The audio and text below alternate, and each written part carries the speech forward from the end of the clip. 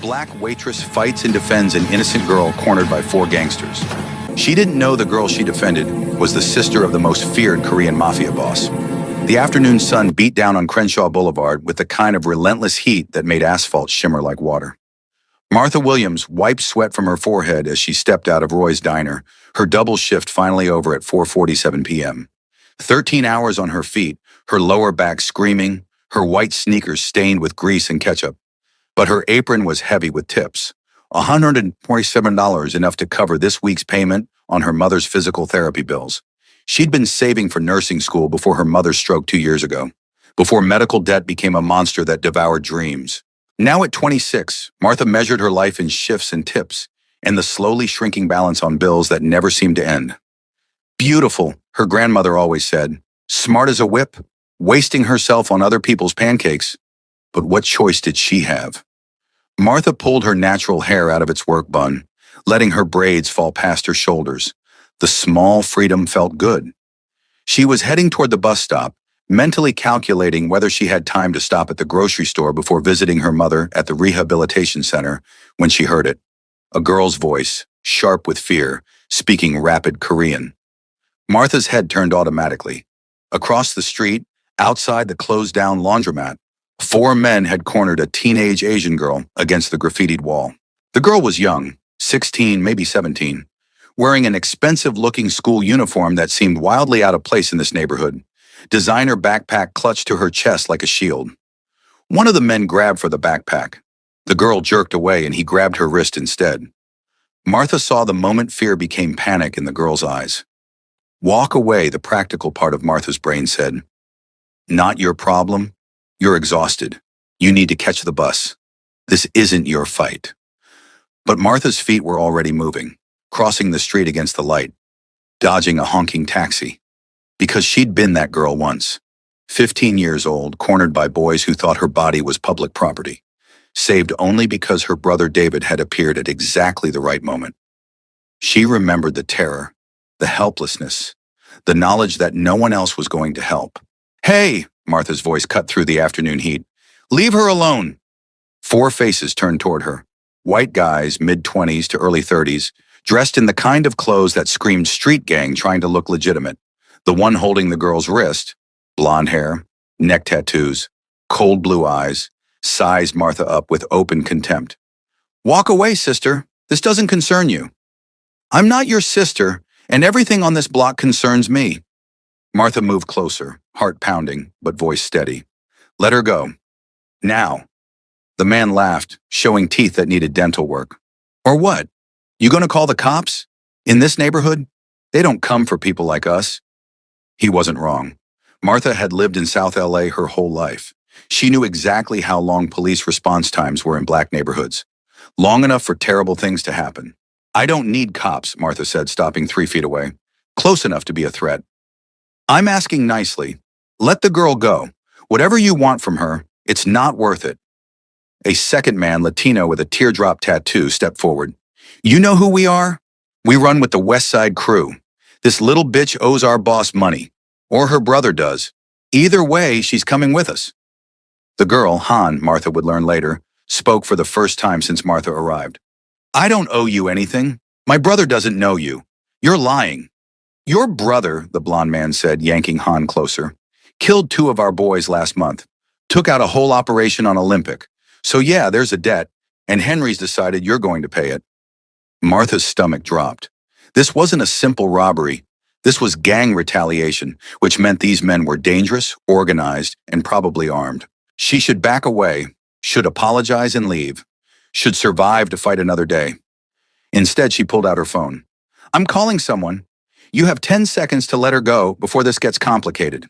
Who you gonna call? The blonde man's grip tightened on Han's wrist. The girl whimpered.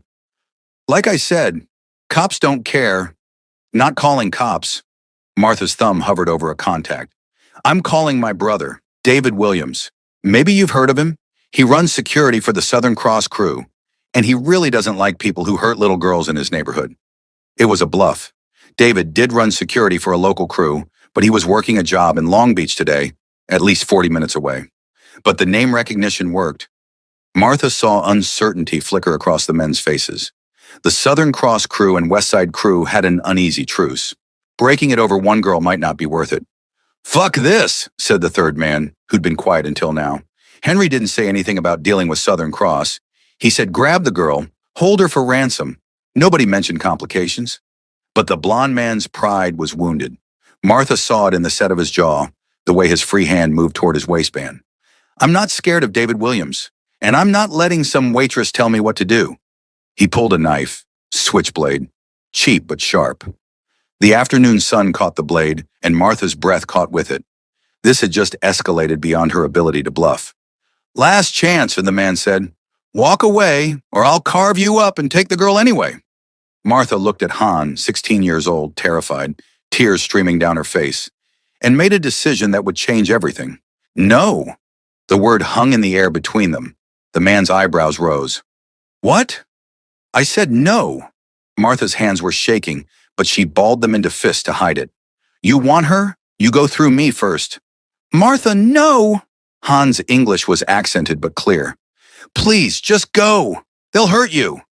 "Probably," Martha agreed, eyes never leaving the knife. "But I'm not leaving you alone with them." The blond man's face twisted. "Stupid bitch. Have it your way." He lunged. Martha's 13 hours of exhaustion vanished in a spike of adrenaline. Her brothers had taught her to fight dirty. No rules, no honor, just survival. She sidestepped, grabbed the wrist holding the knife, and brought her knee up hard into his groin. He went down howling. Martha grabbed the knife as it fell, but the other three were already moving. A fist caught her temple, sending stars exploding across her vision. She stumbled, barely keeping her feet. "Run!"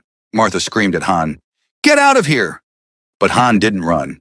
Instead, the girl grabbed a bottle from the ground, broken beer bottle, all jagged edges, and swung it at the nearest attacker. It caught him across the forearm, opening a line of red. He screamed, clutching the wound. Martha and Han stood back to back now, surrounded. Martha's head was ringing from the punch, blood trickling from her split lip. Han was shaking but defiant, still holding her makeshift weapon. "You're both dead," the teardrop tattoo man snarled. He pulled a gun, small revolver, probably 38. "I'm done playing. Henry wants the girl alive, but he didn't say anything about you." The gun leveled at Martha's chest. Time seemed to slow. She thought about her mother, who'd never understand why her daughter died defending a stranger. About nursing school. The dream that would die with her. About all the things she'd never do, never see, never become. And then the world exploded. Not literally, though it felt that way. 3 black SUVs materialized on the street with the suddenness of apparitions, screeching to synchronized stops that boxed in the entire scene. Doors flew open. Men poured out, Asian, dressed in dark suits, moving with military precision. But it was the man who stepped from the center vehicle who made everything else fade to background noise. He was Korean, 28 or 29, tall and built like violence wrapped in expensive tailoring. His suit was black, perfectly cut to emphasize broad shoulders and a lean, powerful frame. His hair was styled back, revealing a face that belonged on magazine covers. Sharp jawline, high cheekbones, lips that would have been sensual if not for the absolute fury in his expression. But it was his eyes that made Martha's breath stop. Dark, cold, and filled with the kind of rage that came from perfect control. The rage of someone who knew exactly how much damage they could do and was carefully calculating the level of destruction warranted. "Han?" His voice was quiet, but it cut through everything like a blade. Pure command. The girl's head whipped around. "Appa?" The word was a sob of relief. Han started to move toward him, but Martha's hand shot out, stopping her. "Stay behind me," Martha said, not understanding the dynamics but unwilling to let the girl move until she knew everyone was safe. The man's eyes landed on Martha for the first time, and she felt the impact physically. He took her in with one sweeping glance, her defensive stance, split lip, the way she was still shielding Han despite being outgunned and exhausted. Something flickered in those dark eyes. Respect, maybe, or curiosity. Then his attention shifted to the 4 men, and his expression went arctic. "You pulled a gun," he said conversationally, "on my sister." The man with the revolver tried to rally. "Jin Ji-hoon, we didn't know. The West Side crew didn't authorize. Henry sent you." Not a question, Ji-hoon took a step forward, and every one of his men shifted in response, a choreographed threat. Henry Park sent 4 men to kidnap a 16-year-old girl in broad daylight, on neutral ground, during school hours. It's not, we were just supposed to scare her. You pointed a gun at her. Ji-hoon's voice dropped lower, more dangerous.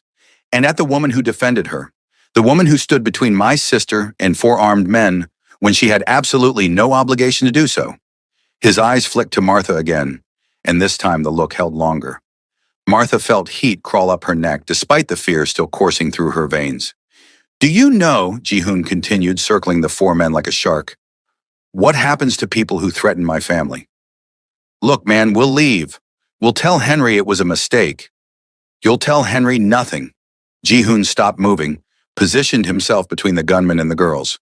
Because you're not going back to Henry. You're coming with me. And by the time I'm done, Henry will understand exactly what it costs to touch what's mine.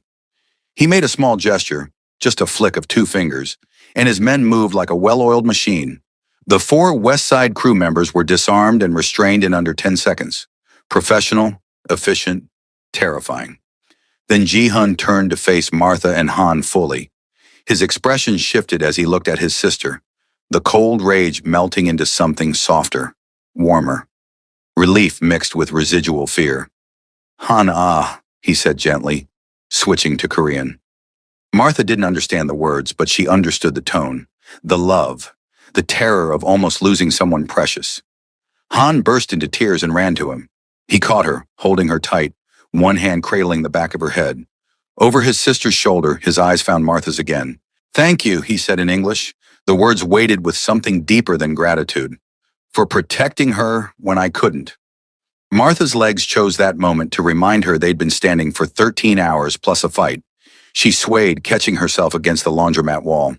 The adrenaline was draining away, leaving her shaky and aware of every bruise forming. Ji-hoon gently detached from Han, murmured something to her in Korean, then crossed to Martha in 3 long strides. You're hurt. He reached out slowly, telegraphing the movement, giving her time to refuse. When she didn't, his fingers tilted her chin up, examining her split lip and the bruise already blooming on her temple. His touch was impossibly gentle for hands that had just orchestrated violence. You need medical attention. I'm fine. Martha's voice came out rougher than intended. Had worse. That doesn't make this acceptable. His thumb brushed the edge of her bruise featherlight. You could have walked away, should have walked away. Why didn't you? Martha met his eyes, seeing her reflection in those dark depths. Because she's a kid, and nobody else was going to help her. Something in Ji-hoon's expression shifted, deepened.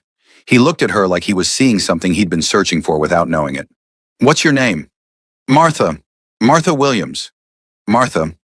The way he said it, with his slight accent, made it sound like something precious.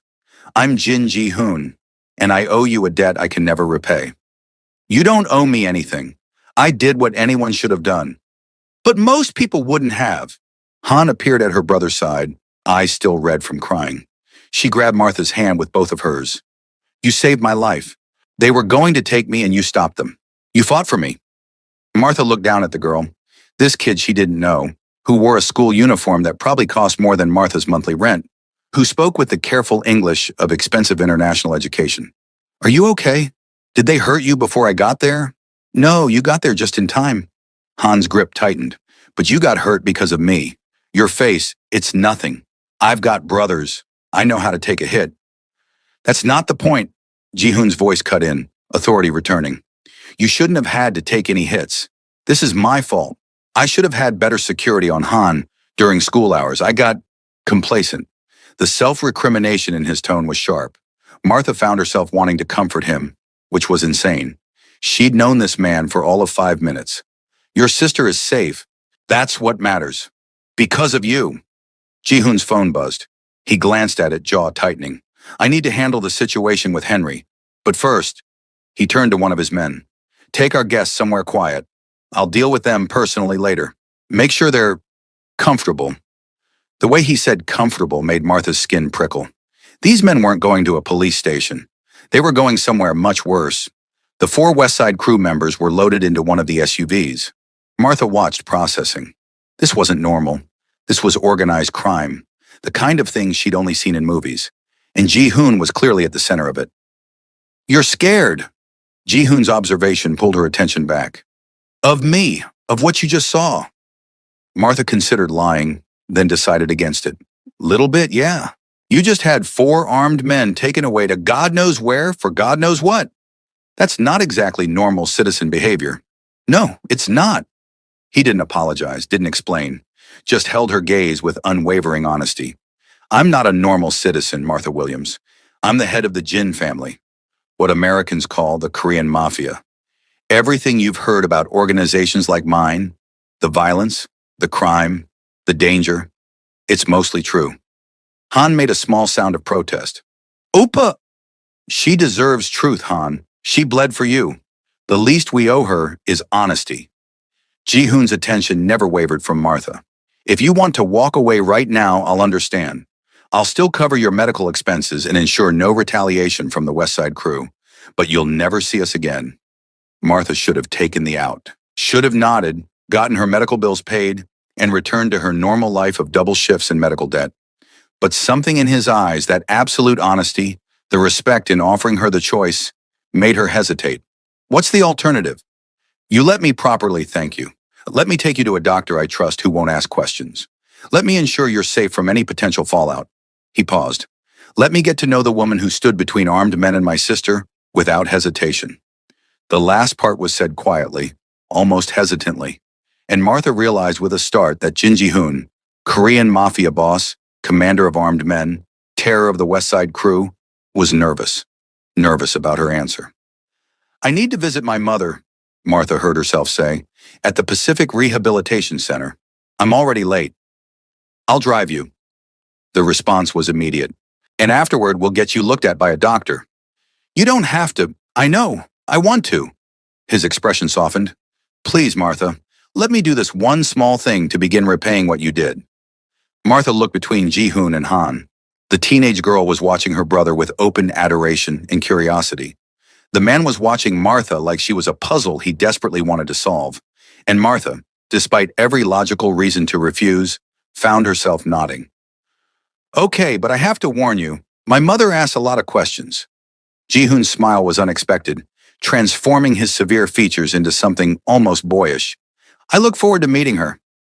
The SUV was absurdly luxurious. Leather seats that probably cost more than Martha's entire apartment, climate control that actually worked, and enough space that Martha didn't feel crowded despite Ji-hoon's imposing presence. Han sat in the front with the driver, a quiet man Ji-hoon had introduced as Yoon, leaving Martha and Ji-hoon in the back. "Tell me about your mother," Ji-hoon said as they merged into traffic. Not a demand, despite his commanding presence, a genuine question. Martha found herself talking about her mother's stroke 2 years ago, the sudden loss of movement on her right side, the months of hospitalization, about the bills that kept coming, the insurance that covered barely half, the physical therapy that was helping but cost more than Martha made in a month. "That's why you work double shifts," Ji-hoon said quietly. "At Roy's Diner." Martha's head whipped around. "How did you know where I work?" He had the grace to look slightly sheepish. "Your uniform. The name tag says Roy's, and there's only one Roy's on Crenshaw. I pay attention to my territory." "Your territory?" "The Jin family has interests in South LA. Businesses we protect, communities we invest in." He caught her expression. "I know how that sounds. Criminal organization claiming to help communities. But it's true. My father built this family on the principle that we take care of our own. Everyone in our territory, Korean, Black, Latino, everyone, they're under our protection." "Protection from what?" "Other gangs. Among other things, police brutality, predatory landlords, businesses that exploit workers." His jaw tightened. "The system fails people like you, Martha, like your mother. So we step in where the system won't. By breaking the law, by doing what's necessary." He turned to face her fully. "I won't lie to you and claim moral high ground. What I do is illegal, sometimes violent, but it also puts food on tables, keeps families housed, and ensures that people who can't fight for themselves have someone in their corner." Martha wanted to argue, wanted to point out the flaws in his logic, the danger of vigilante justice. But she'd lived in South LA her whole life. She knew exactly how long it took police to respond to calls in black neighborhoods. Knew how many landlords got away with code violations. Knew that sometimes the system didn't just fail, it actively worked against people who looked like her. My brother David, she said slowly. He works for the Southern Cross crew. Security. I know, David Williams. Good man. We've worked together on several occasions. Ji-hoon's expression warmed slightly. The Southern Cross and Jin family have an understanding. We protect our territories, work together when interests align. So you already knew who I was before I said my name? No, I knew the Williams family by reputation. Didn't know David had a sister named Martha who worked at Roy's and apparently has a hero complex. That almost smile returned. Though I should have. Your file will be on my desk by tonight. My file? Standard procedure. Anyone who has direct contact with Han gets vetted. He must have seen her expression because he added quickly, for safety, hers and yours. If Henry knows you helped her, he might retaliate. Fear spiked through Martha. I just wanted to help. And you did. You saved her.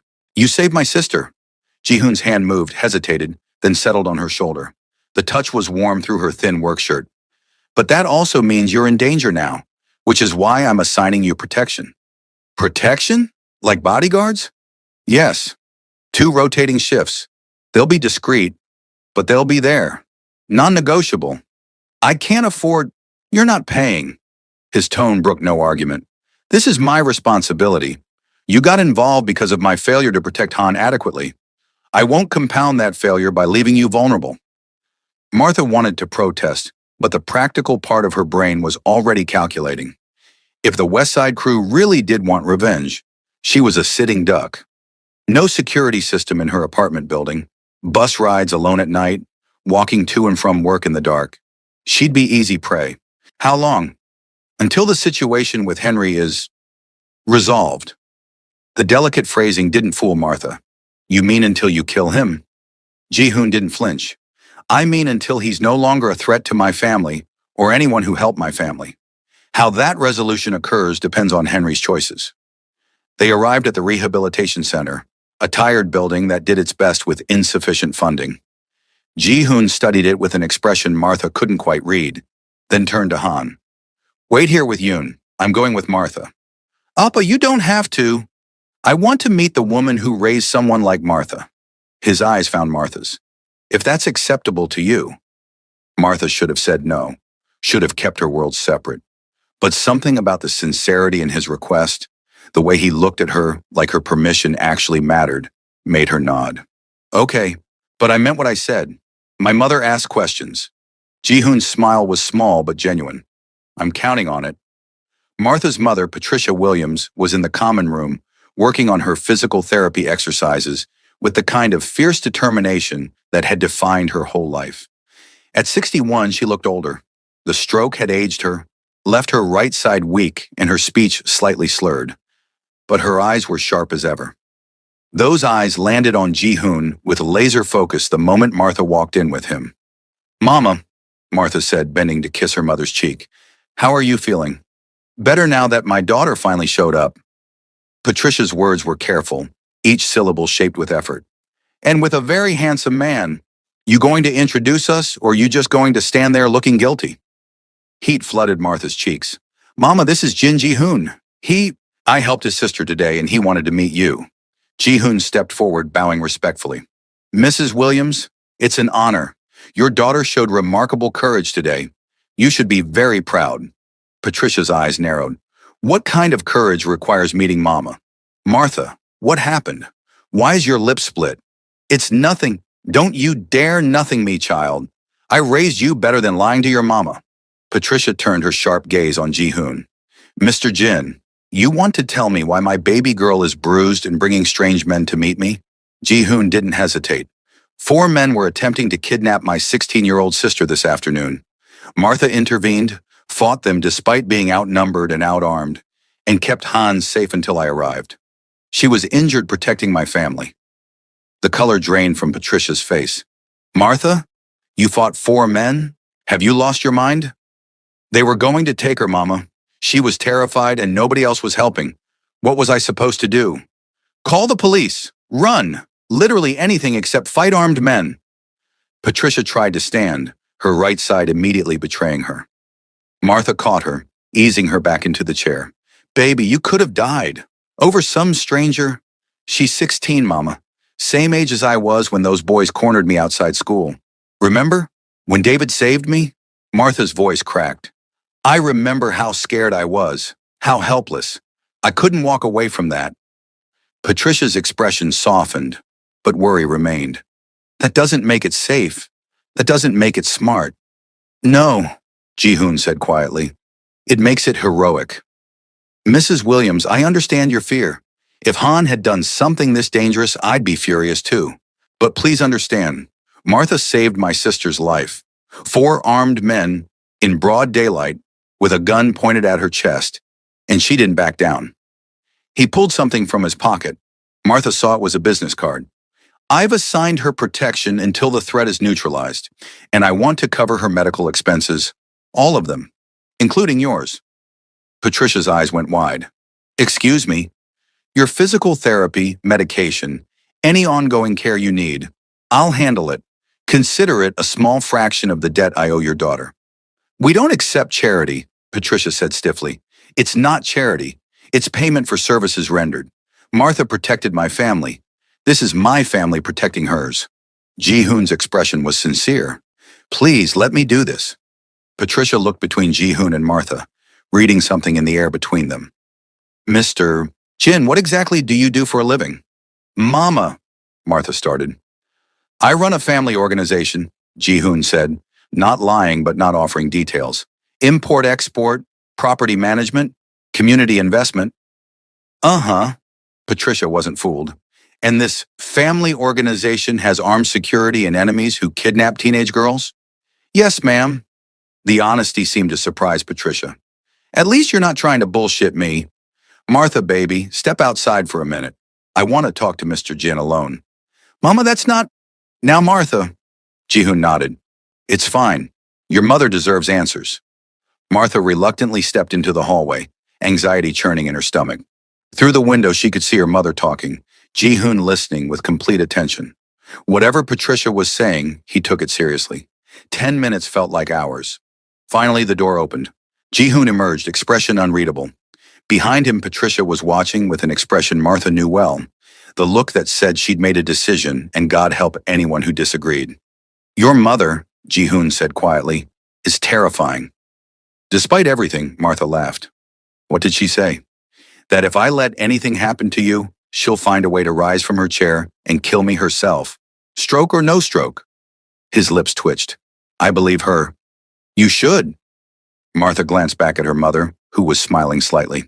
So, she's okay with the protection thing? After I explained the reality of the threat, yes, reluctantly. Ji-hoon's expression turned serious. Martha, I meant what I said about covering her medical expenses, and yours. You need to see a doctor about that head injury. I'm fine. You took a hard hit to the temple. You could have a concussion. His hand came up, fingers ghosting over the bruise with heartbreaking gentleness. Please, let me take care of this. Martha found herself nodding, caught in his gaze. This close, she could see gold flecks in his dark eyes, smell his cologne, feel the warmth radiating from him. Dangerous, her brain warned. This man is dangerous in every possible way. But her heart wasn't listening. Dr. Lee's private clinic was in Koreatown, tucked above a restaurant in a building that looked modest from outside but luxurious within. The doctor was a quiet woman in her 50s who examined Martha with professional efficiency and asked no questions about how she'd been injured. Mild concussion, Dr. Lee said, shining a light in Martha's eyes. Rest for 48 hours. No screens, no physical exertion. Someone should wake you every 3 hours tonight to check responsiveness. I live alone, Martha said. I can set an alarm. I'll stay with her, Ji-hoon said from the doorway. Both Martha and Dr. Lee turned to stare at him. He met their gazes calmly. It's my responsibility, and I have a guest room if she's uncomfortable with other arrangements. Mr. Jin, that's really not necessary. You have no family who can stay with you tonight. Your mother is in rehabilitation. Your brothers, he paused. According to the file that just came through, David is in Long Beach on a 3-day job, Marcus is deployed overseas, and Samuel is in San Diego for a wedding. You have no one. The fact that he already knew that much about her family should have been creepy. Instead, Martha found it oddly comforting. He'd done his homework, which meant he took her safety seriously. I don't want to impose. You're not. You saved my sister. The least I can do is ensure you don't die from a brain bleed because you're too stubborn to accept help. Dr. Lee was watching them with thinly veiled amusement. I recommend you accept, Miss Williams. Mr. Jin is right about the monitoring, and from what I hear, his guest accommodations are quite nice. Martha looked between them, trapped. Finally, she sighed. Fine, but just for tonight. Just for tonight, Ji-hoon agreed, though something in his expression suggested he was hoping for more. Ji-hoon's house wasn't what Martha expected. Instead of some ostentatious mansion, it was a beautiful, traditional Korean home in the hills, all clean lines and natural materials. Stone walls surrounded the property, security cameras discreetly placed, but inside it felt peaceful. This is where you live? Martha asked as they entered through a courtyard garden. Han and I, after our parents died, I wanted somewhere that felt like home, like Korea, but here. He gestured to the garden, carefully maintained, with a small koi pond and flowering trees. Han designed most of the garden. She has a gift for growing things. Han appeared from inside the house, still in her school uniform, face lighting up when she saw Martha. You came. Appa said you might, but I wasn't sure. She stopped, seeing Martha's bruised face in better light. Oh, does it hurt very much? I've had worse, Martha assured her. Your brother insisted I see a doctor. Apparently I have a mild concussion. Which means she needs rest and monitoring, Ji-hoon added. Hana, can you show Martha to the blue guest room and find something comfortable for her to wear? Her clothes. He gestured to Martha's uniform, still stained with the afternoon's chaos. Martha looked down, really seeing herself for the first time since the fight. Blood on her collar, rips in the fabric, grease stains mixing with dirt. She looked like she'd been through a war. Oh God, I need a shower. The guest room has a private bathroom. Take all the time you need. Ji-hoon's voice was gentle. I'll have Yoon bring your things from your apartment if you want. My things? Clothes, toiletries, anything you need for a few days. At her expression, he added, Dr. Lee said 48 hours rest. You can't go home to an empty apartment with a concussion. So you're staying here. That wasn't part of the deal. The deal was I'd cover your medical care. This is medical care. His expression was implacable. Non-negotiable, Martha. She should have argued, should have insisted on going home. But the truth was, the thought of being alone in her studio apartment, trying to stay awake to check for brain bleeds, terrified her. And this house, with its peaceful garden and Han's eager face and Ji-hoon's protective intensity, felt safe. Fine, but I'm calling my mother to let her know where I am. I'd expect nothing less. Ji-hoon's smile was warm. Now go. Rest. Han will take care of you. The blue guest room was stunning. Traditional Korean aesthetics mixed with modern comfort. Tatami-style flooring, low bed with silk bedding, paper screen doors opening onto a private garden view. The bathroom was equally beautiful, all natural stone and dark wood. Martha stood under the shower spray, watching blood and grime swirl down the drain, and let herself process. 12 hours ago, she'd been serving pancakes at Roy's. Now she was in a Korean Mafia boss's house, bruised from fighting gangsters, being monitored for a concussion while his sister picked out pajamas for her. Her life had become a K-drama, and the terrifying part was how right it felt. When Martha emerged from the bathroom in the soft pajamas Han had left, silk, expensive, fitting perfectly despite the size difference, Han was waiting with a tray of food. Oppa said you probably haven't eaten since lunch. I made samgyetang, chicken soup. It's good for healing. The girl set the tray down carefully. And I wanted to thank you, properly, for what you did. Martha sat on the bed accepting the soup. It smelled incredible. You don't have to thank me. I did what anyone would. No, most people wouldn't. Han sat beside her, voice serious beyond her years. Most people see a Korean girl in trouble and keep walking, especially in that neighborhood. But you didn't. You fought for me even though you didn't know me, even though it put you in danger. Your brother would have done the same. My brother is trained for violence. You're a waitress who jumped between me and men with guns. Han's eyes filled with tears. You could have died. For me. A stranger. Martha set down the soup and pulled the girl into a hug. Han clung to her, shoulders shaking with silent sobs.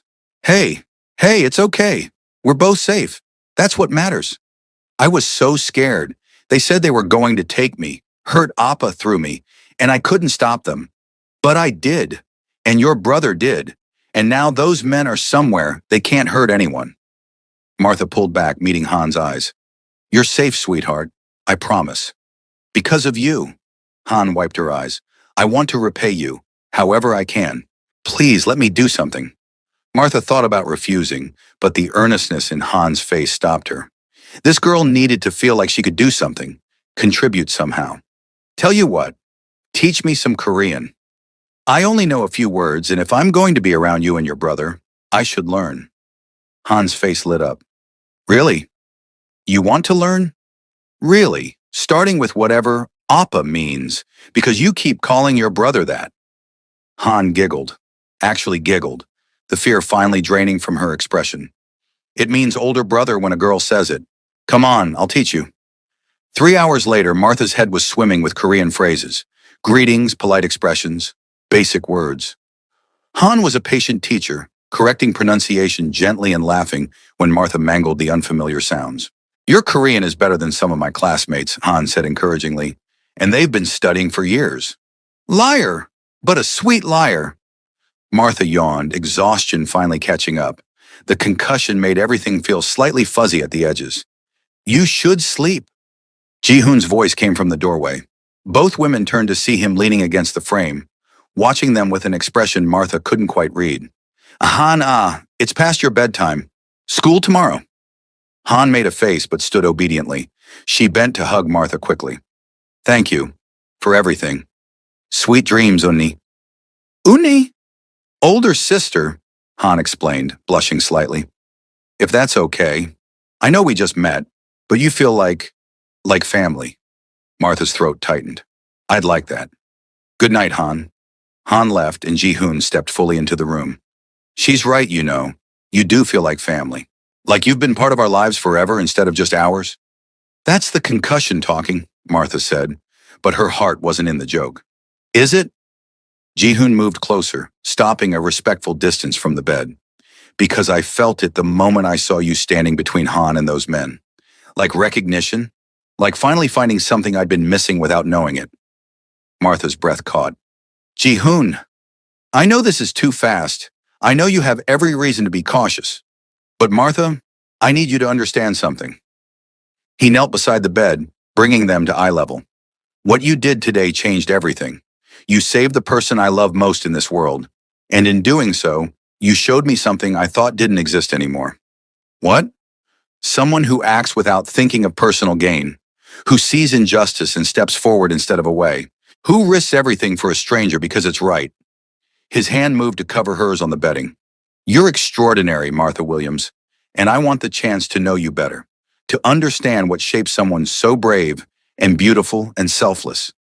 Martha should have pulled her hand away, should have reminded him they were strangers, that this intensity was trauma bonding, that she had a life that didn't include Korean mafia bosses and their complicated worlds. But his touch was warm, his eyes sincere, and some part of her that had been lonely for so long wanted to lean into this connection. I'm not extraordinary. I'm a waitress with medical debt and a studio apartment and dreams I gave up on 2 years ago. You're a woman who put herself between armed men and a terrified girl. That's the definition of extraordinary. His thumb brushed over her knuckles. And those dreams you gave up? Tell me about them. So Martha found herself talking about nursing school, about wanting to help people, about her mother's stroke derailing everything, about feeling trapped in a life that was slowly crushing her spirit, day by day, shift by shift.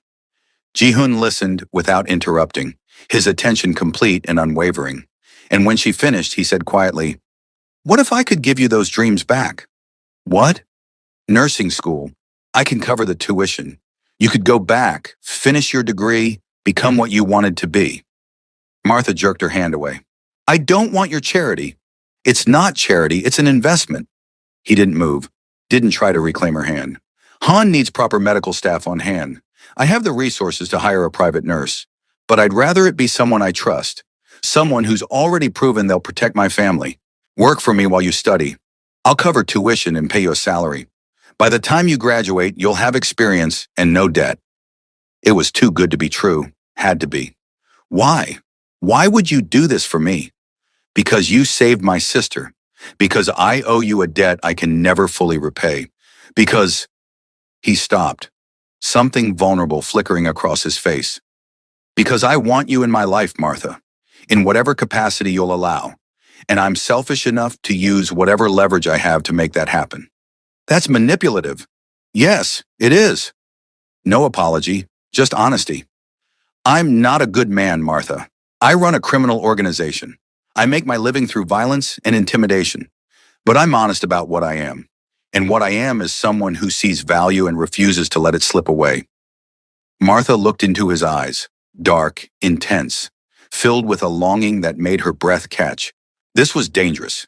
Everything about this situation screamed danger. But it was also possibility, a chance to reclaim her dreams, to build something better. I need to think about it. Take all the time you need. Ji-hoon stood, and Martha felt the loss of his proximity like cold wind. But while you're thinking, remember this.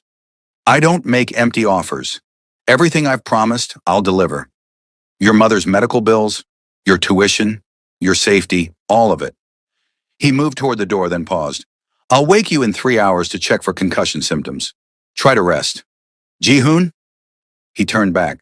Thank you for taking care of me, for protecting me, for all of this. His smile was soft, genuine. Thank you for being the kind of person worth protecting. Sleep well, Martha. True to his word, Ji-hoon appeared every 3 hours. The first time at 1 a.m., Martha woke to find him sitting beside the bed, watching her with concerned eyes. What's your name? He asked gently. Martha Williams. And before you ask, I know where I am, what day it is, and that you're an overly dramatic Korean man who hired armed guards to stand outside my door. His laugh was quiet but real. How do you know about the guards? I grew up in South LA. I know what security looks like. She sat up slowly, head still fuzzy. This is excessive. I have a mild concussion, not brain damage. Humor me. I've lost enough people I care about. The vulnerability in his voice made Martha's heart clench. I won't be careless with your safety. People you care about. You just met me. Time is relative. Sometimes you know someone for years and never truly see them. Sometimes you know them for hours and understand everything that matters. His eyes held hers. I see you, Martha, and what I see is worth protecting. Heat flooded Martha's cheeks. You're very intense, you know that? I've been told, usually right before people run away. He stood, offering her water and medication Dr. Lee had prescribed. Will you run, Martha? I don't know yet, she answered honestly. Ask me again when my head stops pounding. The second check was at 4 a.m. This time Martha was already awake, looking out at the garden illuminated by soft landscape lighting. Ji-hoon found her at the window, wrapped in the silk robe Han had provided. Couldn't sleep? Thinking too much. Martha didn't turn. About your offer, about what it would mean to work for you, to be part of your world. And I'm terrified of you, of this situation, of how much I want to say yes, even though every logical part of my brain is screaming no. Ji-hoon moved to stand beside her at the window, close but not touching. Fear is wisdom. You'd be stupid not to be afraid. My world is dangerous, Martha. People die. Relationships become leverage. Privacy disappears. Not exactly selling it. I won't lie to make it prettier, but I'll also tell you this. Everyone in my organization is protected, fed, housed, educated. Their families cared for. I don't abandon people who work for me. I don't throw them away when they're no longer useful. You'd be joining a family, not just an organization. A criminal family. Yes, but a family nonetheless. He turned to face her. I can't promise you safety from everything, but I can promise you'll never face danger alone, that your mother will have the best care available, that your dreams won't die because of money. Is that enough? Martha looked at him, really looked, saw the man beneath the Mafia boss, the brother who loved his sister enough to inspire absolute loyalty, the person offering her a way out of the trap her life had become. I want to talk to my mother first, and my brother David. I need their input. Of course, I'll arrange a family meeting tomorrow. Here, if that's acceptable. I want them to see where you'd be, who you'd be working with. You're very confident I'm going to say yes. No, I'm very hopeful. His hand moved to her cheek, thumb brushing the edge of her bruise with heartbreaking gentleness. Because saying yes means I get more time to know you, to understand what makes you brave and beautiful and impossibly selfless. And Martha, I find I want that more than I've wanted anything in a very long time. Martha's breath caught. The touch, the intensity in his eyes, the raw honesty. It was overwhelming, terrifying, and somehow absolutely perfect. This is crazy, she whispered. Completely insane, he agreed. Then softer. But sometimes the best things are. The final check was at 7 a.m., just as dawn broke over the city. Martha was already